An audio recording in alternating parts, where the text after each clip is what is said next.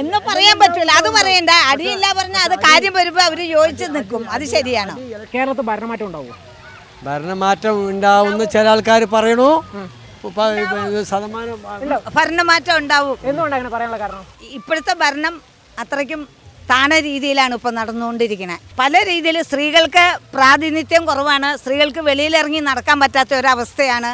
ഒറ്റയ്ക്ക് യാത്ര ചെയ്യാൻ സാധിക്കുന്നില്ല. പിന്നെ അവർക്ക് സുരക്ഷിതത്വം ഇല്ല. അതുകൊണ്ട് ഭരണമാറ്റം ഉണ്ടാവും. തീർച്ചയായിട്ടും കോൺഗ്രസ് വരും ഭരണത്തില്.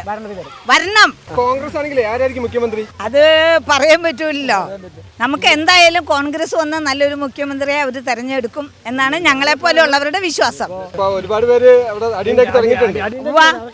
അത് എല്ലാ രാഷ്ട്രീയ പാർട്ടികളിലും ഉണ്ട്. എല്ലാ രാഷ്ട്രീയത്തിലും ഉണ്ടല്ലോ അടി. ഭരണമാറ്റം ഉണ്ടാവാൻ ചാൻസ് ഉണ്ട്. ശരിക്കും പറഞ്ഞാൽ ഇപ്പോൾ സർവേ ഒക്കെ പറഞ്ഞ തൂക്ക് സഭ ഉണ്ടാവും എന്നാണ് പറയണത്. ആർക്കും ഭൂരിപക്ഷം ഇല്ലെങ്കിൽ പ്രശ്നമാണല്ലോ. ഒരു 72 സീറ്റ് സ്വസ്ഥമായി കിട്ടിയാലേ ഭരിക്കാൻ പറ്റുള്ളൂ. ആ ഒരു 5 സീറ്റ് കുറയാണെങ്കിൽ തൂക്ക് സഭ ഉണ്ടാവാൻ ചാൻസ് ഉണ്ട്. എന്തായാലും നമുക്ക് 4-ാം തീയതി ഒരു ഉച്ചയാകുമ്പോഴേക്കും നമുക്ക് അറിയാം.